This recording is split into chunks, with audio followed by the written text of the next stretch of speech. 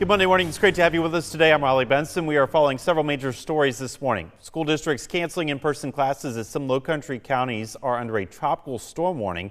Plus, the Titan submersible hearings will begin today. Our Sophia Redabaugh is standing by with a live report from North Charleston, where those hearings will take place. We'll get to her in just a second. But first, we want to go straight to Josh, who is monitoring the system. Josh, how are things looking? Good morning.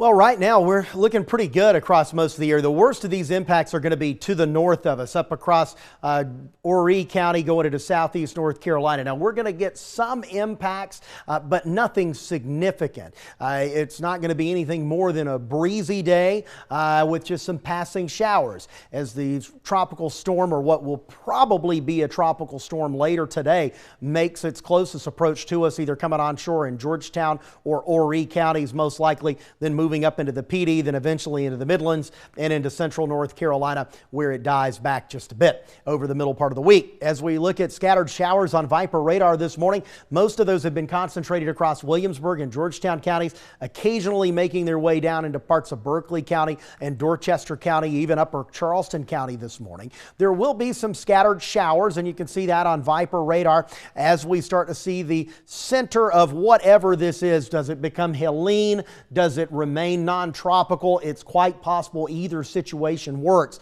Moves onshore somewhere into Georgetown County, most likely this afternoon, maybe even up into Horry County, and the brunt of the heavy rain goes up that direction. It doesn't really impact most of the low country, and you can see our west winds kicking in at late afternoon into the evening. That's a dry wind, and that's why we think our impacts here will be quite minimal, particularly the farther south and west you go. Windy, though, at times. There will be a few gusts up to 45, particularly upper Charleston County into Georgetown County. The vast majority of us seeing wind gusts in the 20s and 30s. There will be some minor coastal flooding this morning. However, with that onshore wind or offshore wind now, things are starting to get better. We're not seeing the tidal departures as high as they were or as high as they would be if we had an onshore wind.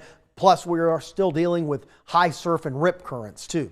60s to near 70 as you head out the door this morning, with those winds sustained at about 15 to 20 miles per hour. And you can see those coming around out of the north and northwest now. That offshore wind will help bring down those tide surges a bit today, with wind gusts now into the 20s up and down the Highway 17 corridor becoming quite common.